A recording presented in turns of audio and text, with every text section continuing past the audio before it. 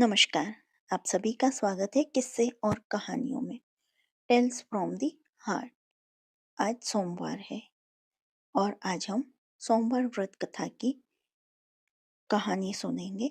लेकिन इससे पहले हम महत्व, विधि, क्या पहनना है क्या नहीं पहनना, चालीसा, आरती, क्योंकि जब हम किसी व्रत को करते हैं तो बहुत श्रद्धा के साथ करते हैं और उसके बारे में हमें संपूर्ण जानकारी होना जरूरी है। और जो आप ये जानकारी जानते हो तो बहुत अच्छी बात है, और जानना चाहते हैं तो आप इसको पूरा देखें, और नहीं जानना चाहते, आपके पास समय नहीं है, तो इस वीडियो को स्किप करके सिर्फ कहानी सुन सकते हैं। चलिए शुरू करते हैं। और कहानी अच्छी लगे तो please like, share and subscribe करें और कमेंट बॉक्स में हर हर महादेव लिखें।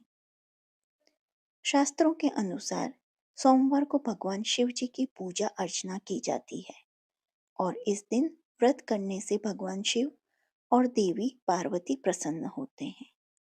सोमवार का महत्व। सोमवार का व्रत बेहद ही सरल होता है। जीवन धन धान्य से भर जाता है।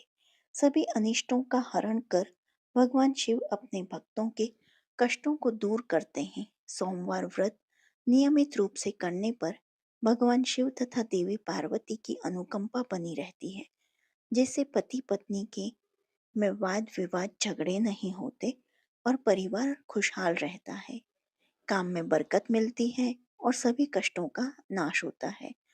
अविवाहित लड़कियां या लड़के भी सोमवार का व्रत कर मनचाहा जीवन साथी पा सकते हैं। विधि। सोमवार का व्रत 3 प्रकार का होता है। इसमें प्रति सोमवार, सौम्य प्रदोष और 16 सोमवार शामिल हैं। तीनों ही व्रत का विधि विधान और पूजा के नियम एक समान ही है। सोमवार का व्रत साधारणतः दिन के तीसरे पहर तक होता है। सोमवार के दिन भगवान शिव की पूजा और व्रत का विशेष महत्व है। इस दिन सुबह जल्दी उठकर स्नान आदि कर साफ वस्त्र ग्रहण करें। यदि संभव हो तो मंदिर में जाकर शिवलिंग का जलाभिषेक करने के लिए संकल्प करें। इसके बाद भगवान शिव और माता पार्वती की पूजा अर्चना करें और व्रत की कथा निम्न तरीके से करें। सोमवार को ब्रह्म मुहूर्त में सोकर उठें। पूरे घर की साफ सफाई कर स्नान आदि से निवृत्त हो जाएं। गंगा जल या पवित्र जल पूरे घर में छिड़कें। घर में ही किसी पवित्र स्थान पर भगवान शिव की मूर्ति या चित्र स्थापित करें। पूरी पूजन तैयारी के बाद निम्न मंत्र से संकल्प करें। मम क्षेम यथ विजय रोगे श्वर्यम भी वृद्ध्यर्थ सोमवार व्रत करिष्यामि। इसके पश्चात निम्न मंत्र से ध्यान करें। धायत्री महेश रजत गिरिनिभम चारु चंद्रा वत्सम रत्नकल्पोज्ज्वलांग परशु मृगवराभीति हस्तम प्रसन्नम पद्मासीनम समन्तात्सु मम गणे व्याघ्रकृतिम वसनां विश्वध्याम विश्ववंद्यम निखिल भय भय हरम पंचवक्त्रम त्रिनेत्रम। ध्यान के पश्चात ओम नमः शिवाय से शिवजी पार्वती का षोडशोपचार पूजन करें। पूजन के पश्चात व्रत कथा सुने। तत्पश्चात चालीसा और आरती कर प्रसाद वितरण करें। इसके बाद भोजन या फलाहार ग्रहण करें।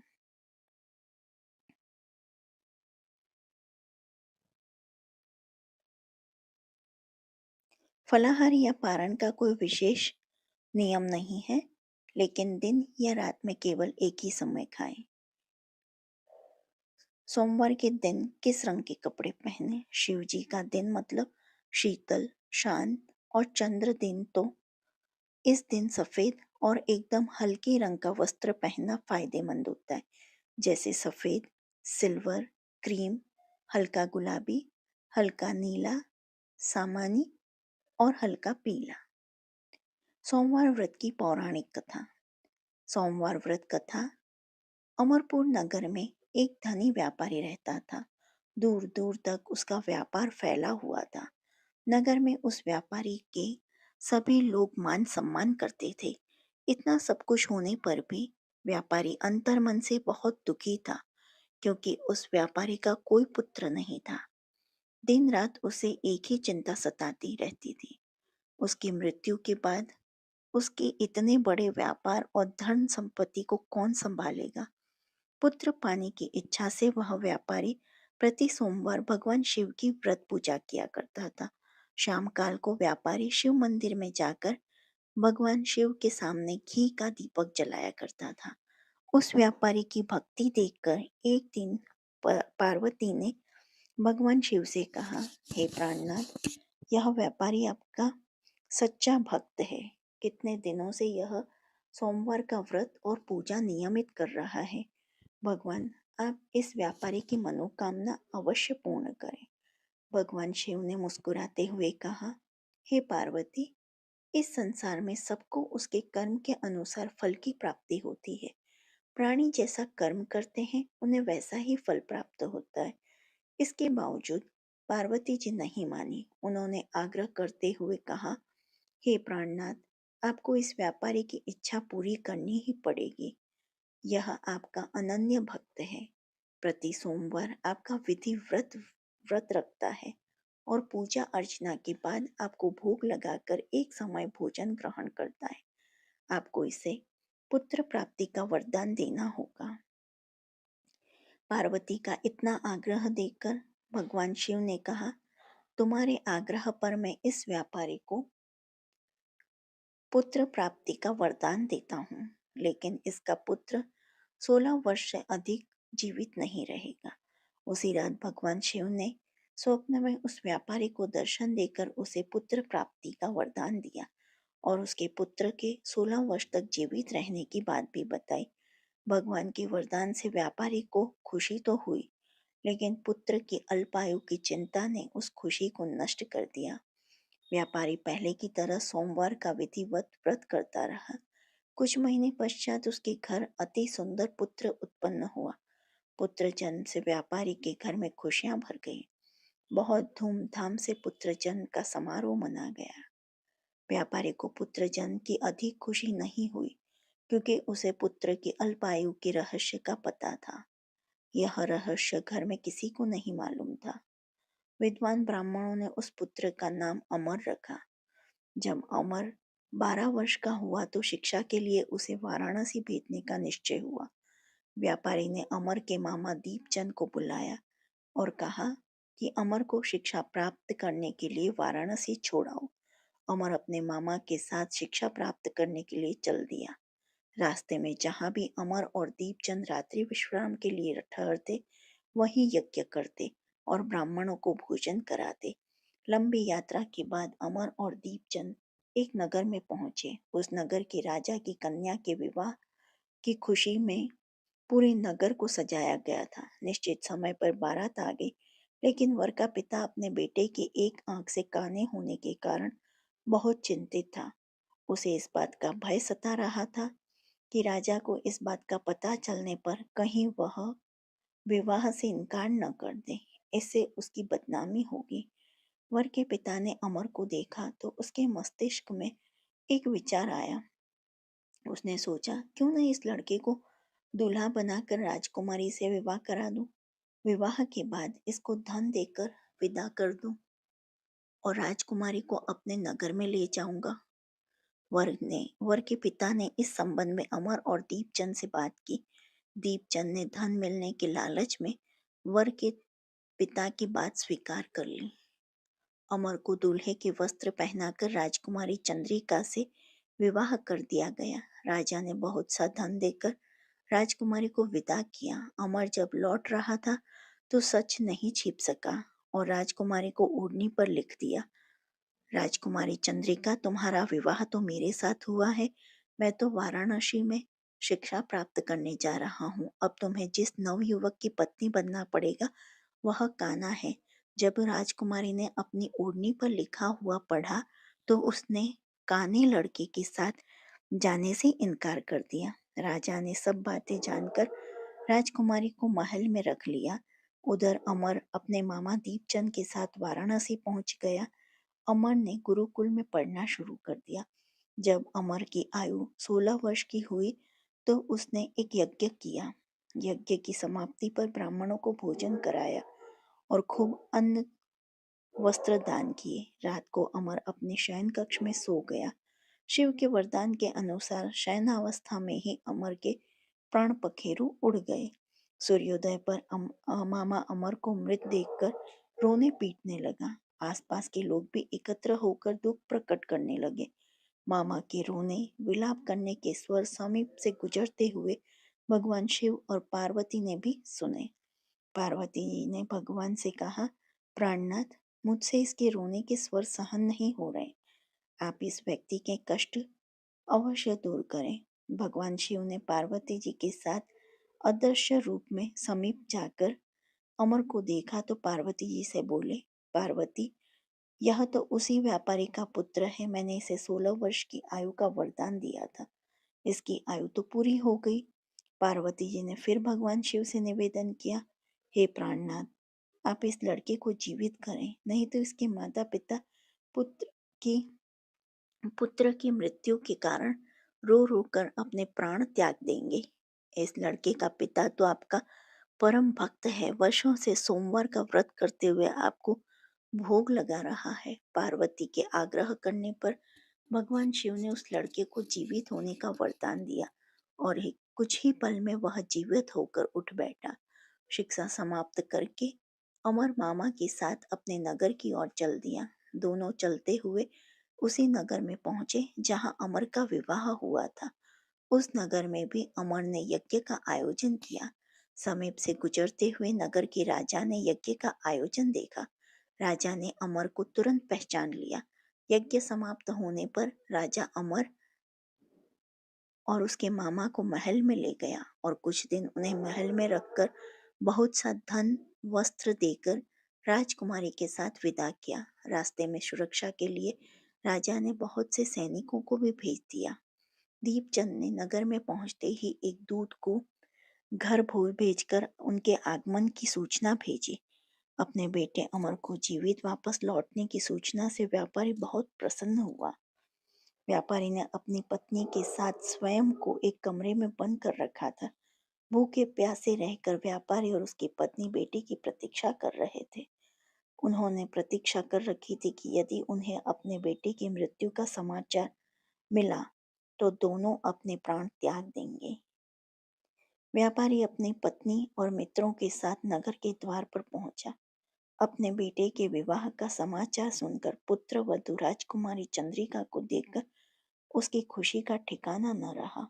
उसी रात भगवान शिव ने व्यापारी के स्वप्न में आकर कहा, हे श्रेष्ठी, मैंने तेरे सोमवार के व्रत करने और व्रत कथा सुनने से प्रसन्न होकर तेरे पुत्र को लंबी आयु प्रदान की है। व्यापारी बहुत प्रसन्न हुआ। सोमवार का व्रत करने से व्यापारी के घर में खुशियां लौट आई। शास्त्रों में लिखा है कि जो स्त्री पुरुष सोमवार का विधि व्रत करते हैं और व्रत कथा सुनते हैं, उनकी सभी इच्छाएं पूरी होती हैं। शिव चालीसा। दुआ। जय गणेश गिरजा सुवन मंगल मूल सुजान, कहत अयोध्या दास तुम देव अभय वरदान। चौपाई। जय गिरजापति दीन दयाला, सदा करत संत प्रतिपाला। भाल चंद्रमा सोहत नीके, कानन कुंडल नाग फनी के। अंग गौर शिर गंग बहाए, मुंड माल तन छाल लगाए। वस्त्र खाल बागंबर सोहे, छवि को देख नाग मुनि मोहे। मैना मातु की हवे दुलारी, बाम अंग सोहत छवि न्यारी। कर त्रिशूल सोहत छवि भारी, करत सदा शत्रुन शयकारी। नंदी गणेश सोहम तहम कैसे, सागर मध्य कमल है जैसे। कार्तिक शाम और गणराऊ, या छवि को कही जात न काऊ। देवन जब हिम जाय पुकारा, तब हिम दुख प्रभु आप निवारा। किया उपद्रव तारक भारी, देवन सब मिली तुम हिम जुहारी। तुरत षडानन आप पठियाऊ, लव निमेष महामारी गिरियाऊ। आप जलंधर असुर सहारा, श्रेयस तुम्हार विदित संसारा। त्रिपुरा सुर सन युद्ध मचाई, सब हिम कृपा कर लीन बचाई। किया तप हिम भागीरथ भारी पूरब प्रतिज्ञा तासु पुरारी। दानिन महम तुम समको नाई सेवक स्तुति करत सदाई। वेद नाम महिमा तव गाई अकत अनादि भेद न पाई। प्रकट उद्धति मंथन में ज्वाला जरत सुरासुर भय विहाला। किन्ह दया तहम करी सहाय नीलकंठ तब नाम कहाई। पूजन रामचंद्र जब कीन्हा जीत के लंक विभीषण दीन्हा। सहस कमल में हो रहे धारी किन्ह परीक्षा तब हिम पुरारी।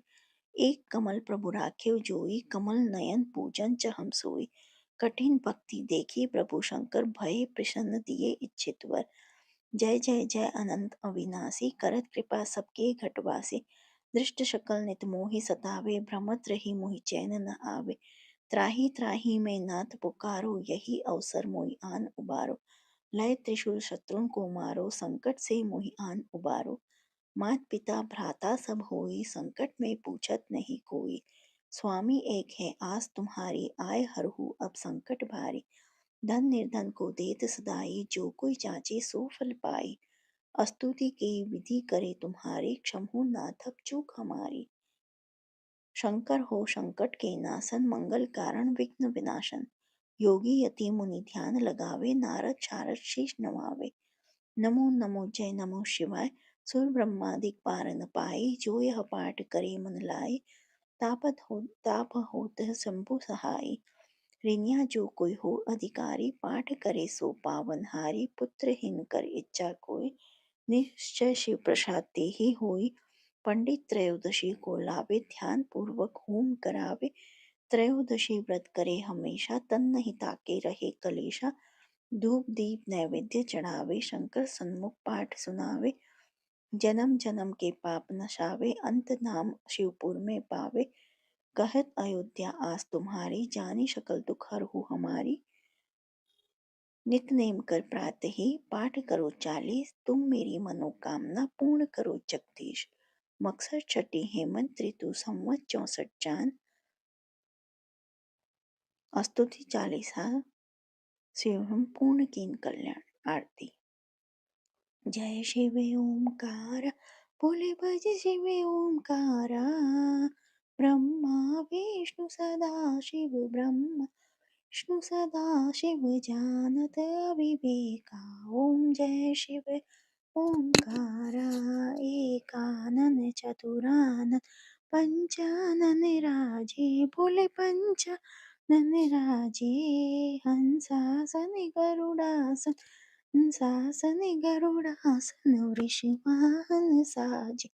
ओम जय शिव ओंकारा। दो भुज चार चतुर भुज 10 भुज ते सोए बोले 10 भुज ते सोए। तीनों रूप निरखेता शिव जी को रूप निरखेता त्रिभुवन जन मोहे। ओम जय शिव ओंकारा। अक्षमाला वनमाला रुंडमाला धारी बोले रुंडमाला धारी।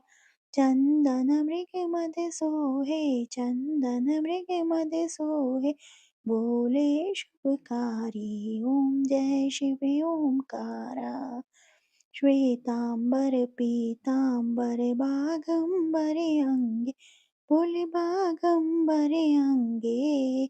सनिकादिक ब्रह्मादिक सनिकादिक ब्रह्मादिक भूतादिक संगे। ओम जय शिव ओंकारा।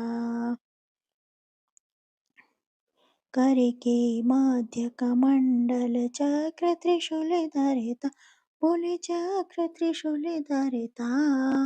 जग करता जग हरता सुख करता दुख हरता जग पालन करता। ओम जय शिव ओंकारा। ब्रह्मा विष्णु सदा शिव जानत अविवेका बोले जानत अविवेका। प्रणवाक्षर के मध्य प्रणवाक्षर के मध्य ये तीनों एका। ओम जय शिव ओंकारा। काशी में विश्वनाथ विराजत नंदी ब्रह्मचारी बोले नंदी ब्रह्मचारी। नित उठ भोगे लगावत, नित उठ भोगे लगावत, महिमा अति भारी। ओम जय शिव ओमकारा। त्रिगुण स्वामी जी की आरती जो कोई नर गावे, बोले प्रेम सहित गावे। कहत शिवानंद स्वामी, रटत बोलानंद स्वामी, मन वांछित फल पावे। ओम जय शिव ओमकारा, जय शिव ओमकारा, बोले भज शिव ओमकारा। ब्रह्मा विष्णु सदाशिव, ब्रह्मा विष्णु सदाशिव, अर्धांगीधार। ओम जय शिव ओमकारा। शिव जी की पूजा में न करें ये गलतियां। सोमवार को भगवान शिव की पूजा की जाती है और इस दिन व्रत करने से भगवान खुश होकर भक्तों की मनोकामना पूर्ण करते हैं। लेकिन शिव जी की पूजा में भूलकर भी ऐसी गलती न करें। शिव जी की पूजा में दूध का जलाभिषेक किया जाता है। ध्यान रखें, गलती से भी तांबे से लोटे में दूध न डालें। तांबे के बर्तन में दूध डालने से दूध संक्रमित हो जाता है और चढ़ाने योग्य नहीं रहता। शिवलिंग पर दूध, दही, शहद या कोई भी वस्तु चढ़ाने के बाद जल जरूर चढ़ाएं, तभी जलाभिषेक पूर्ण होता है। शास्त्रों के अनुसार शिवलिंग पर कभी भी रोली व सिंदूर की तिलक नहीं करना चाहिए। शिवलिंग पर हमेशा चंदन का ही तिलक करें। भगवान शिव के मंदिर में परिक्रमा करते वक्त ध्यान रखें कि कभी भी पूरी परिक्रमा न लगाएं। जहां से दूध बहता है वहां रुक जाएं और वापस घूम जाएं। सोमवार व्रत उद्यापन विधि। सुबह उठकर नित्य कर्म से निवृत्त हो स्नान करें। स्नान के बाद हो सके तो सफेद वस्त्र धारण करें। पूजा स्थल को गंगा जल से जरूर शुद्ध करें। पूजा स्थल पर केले के 4 खंबे के द्वार चौकर मंडप बना लें। चारों ओर से फूल और बंधनवार सजाएं। पूर्व की ओर मुख करके आसन पर बैठ जाएं और साथ में पूजा सामग्री भी रख लें। आटे या हल्दी की रंगोली डालें। उसके ऊपर चौकी या लकड़ी के पटरे को मंडप के बीच में रखें। इसके बाद चौकी पर साफ और कोरा सफेद वस्त्र बिछाएं। उस पर शिव पार्वती की प्रतिमा या फिर फोटो को स्थापित करें। चौकी पर किसी पात्र में रखकर चंद्रमा को भी स्थापित करें। सबसे पहले आपको शुद्ध करने के लिए पवित्रीकरण जरूर करना चाहिए। हाथ में जल लेकर इन मंत्रों का उच्चारण करते हुए आप उन पर जल छिड़कें। ओम पवित्रः अपवित्रो वा सर्वास्थांगो अपि वा या स्मरेत पुंडरीकाक्षं स वाहेनो भयंतर शुचि। अब पूजा की सामग्री और आसन को भी जल मंत्र उच्चारण के साथ जल छिड़ककर मंत्र शुद्ध कर लें। पृथ्वीति मंत्रस्य मेरु पृष्ठकशिः सुतलं छंदः कुर्मो देवता आसने विनियोग। उद्यापन के लिए पूजा सामग्री। शिव व पार्वती जी की प्रतिमा, चंद्रदेव की मूर्ति या चित्र, चौकी या लकड़ी का पटरा, अक्षत, पान, सुपारी, ऋतुफल, यज्ञोपवीत, रोली, मूली, धूप, कपूर, रुई, पंचामृत। पंचामृत के लिए कच्चा दूध, दही, घी, शहद एवं शर्करा मिला हुआ, छोटी इलायची, लौंग, पुष्पमाला, एक सफेद और एक लाल, चंदन, कुमकुम, गंगाजल, आचमनी, वस्त्र, एक लाल एवं 3 सफेद, पंचपात्र, पुष्प, लोटा, नैवेद्य, आरती के लिए थाली, मिट्टी का दीपक, कुशासन, खुले रुपए, चौकी या लकड़ी का पटरा, केले के खंबे, आम का पत्ता। सावन सोमवार व्रत उद्यापन विधि। सबसे पहले आज के दिन आप दैनिक कार्यों से निवृत्त हो स्वच्छ और धुले हुए कपड़े पहनकर भगवान गणपति की आराधना करें और गणपति मंत्र के साथ भगवान गणपति का आह्वान करें। इसके बाद होम या हवन करें और हो सके तो आप इस हवन में काले तिल का प्रयोग करें। इसके साथ महामृत्युंजय मंत्र की कम से कम 1 माला जपें तथा पूजा के बाद जरूरतमंद व्यक्ति को वस्त्र या दक्षिणा दान दें। उद्यापन के दिन स्नान के बाद सफेद वस्त्र धारण करना उचित माना जाता है और इन्हीं वस्त्रों में भगवान की पूजा करनी चाहिए। पूजा के लिए चौकी या बेदी तैयार करें और उसे केले के पत्तों और सुंदर फूलों से सजाएं। स्वयं पुरोहित अथवा किसी विद्वान आचार्य द्वारा इस चौकी पर भगवान भोलेनाथ, माता पार्वती और भगवान गणपति, नंदी व चंद्रदेव की प्रतिमा स्थापित करें और फिर गंगा जल से स्नान कराने के बाद चंदन, रोली और अक्षत का टीका लगा दें। भगवान को फूल माला अर्पित करें और उन्हें पंचामृत का भोग लगाएं। भोलेनाथ को सफेद फूल अधिक प्रिय हैं और हो सके तो इस दिन उन्हें सफेद मिठाई भी अर्पित करें। शिव पार्वती में शिवलिंग पर जल, दूध, दही, शहद, घी, गंगा जल का पंचामृत अर्पित करें। बेलपत्र, धतूरा और भोग चढ़ाएं। इसके बाद अपनी हर समस्या का समाधान और मन्नत को पूरा करने के लिए काले तिल डालकर शिवलिंग पर कम से कम 11 लोटा जल अर्पित करें।